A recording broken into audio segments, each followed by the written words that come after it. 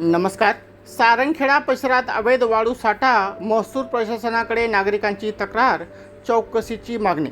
शहादा तालुक्यातील सारंगखेडा गावातील राजे बापजी साहेब नगर परिसरात मोठ्या प्रमाणात अवैधरित्या वाळू साठवून ठेवण्यात आल्याचा प्रकार समोर आला असून काही सुज्ञ नागरिकांनी तहसीलदार तसेच उपविभागीय अधिकारी, प्रांताधिकारी यांच्याकडे लेखी तक्रार दाखल केली आहे. संबंधित प्रकरणाची तात्काळ चौकशी करून दोषींवर कठोर कारवाई करण्याची मागणी करण्यात आली आहे. तक्रारीनुसार सारंगखेडा परिसरात मोठ्या प्रमाणावर वाळूचा विना परवाना साठा करण्यात आला असून याबाबत महसूल प्रशासनाला वारंवार माहिती देण्यात आल्याचे नमूद करण्यात आले आहे. तसेच मंडळाधिकारी व तलाठी यांना देखील या संदर्भात कळवण्यात आले होते. मात्र संबंधित अधिकाऱ्यांकडून अपेक्षित कारवाई न झाल्याचा आरोप तक्रारदारांनी केला आहे. तक्रारीत असेही म्हटले आहे की संबंधित अधिकाऱ्यांनी घटनास्थळी भेट दिली असली तरी पंचनामा अथवा कायदेशीर कारवाई न करता तेथून निघून गेल्याचे सांगण्यात आले आहे. त्यानंतर वारंवार संपर्क साधण्याचा प्रयत्न केला असता प्रतिसाद मिळाला नसल्याचाही आरोप करण्यात आला आहे.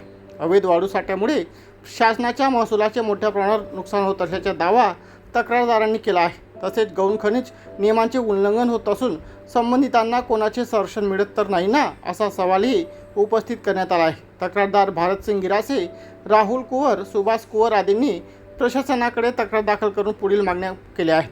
अवैध वाळू साठ्याची तात्काळ प्रत्यक्ष पाहणी करावी, घटनास्थळी पंचनामा करून वाळूचा साठा जप्त करावा, महाराष्ट्र जमीन महसूल संहिता व गौण खनिज नियमानुसार दोषींवर कठोर कारवाई करावी, संबंधित महसूल कर्मचाऱ्यांनी वेळेवर कारवाई का केली नाही याची विभागीय चौकशी करावी, कारवाईचा सविस्तर अहवाल तक्रारदारांना उपलब्ध करून द्यावा.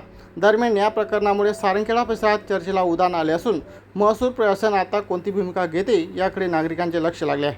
प्रशासनाने निपक्ष चौकशी करून सत्य समोर आणावे आणि दोषींवर कायदेशीर कारवाई करावी अशी मागणी तक्रारदारांकडून करण्यात येत आहे.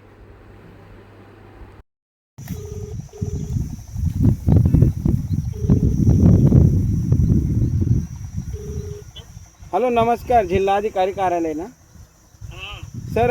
तहसीलदार महोदयांनाही फोन केला, तेही फोन उचलत नाही आणि तलाठी साहेब आप्पाजी जे ते पण फोन उचलत नाहीत. आता त्यांना कळायला वाटतं की तर आम्हाला पण मग ते फोन उचलायला तयार नाही, तर आम्हाला उचलून येतील ना, मग शासनाचं नुकसान होईल याच्यात मोठ्या प्रमाणात. आम्हाला आपल्याकडून अपेक्षा आहे योग्य तो न्याय मिळाला असं, म्हणून आम्ही सांगितलंय, फोन करून कळवलं त्यांना की तिथे असं आपल्याला कंप्लेंट येते जाऊन असं ते सांगता रस्त्यात असतील एखाद्या वेळेस.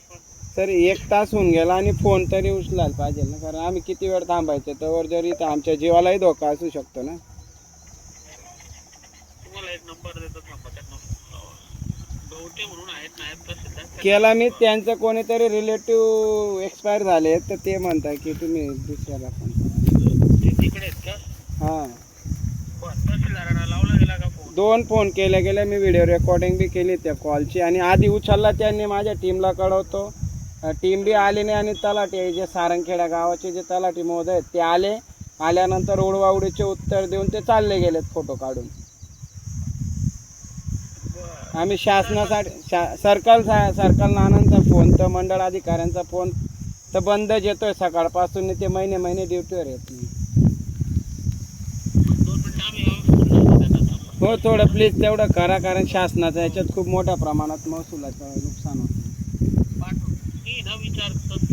हो, मला कॉल बॅक करा सर. रेकॉर्डिंग नाही.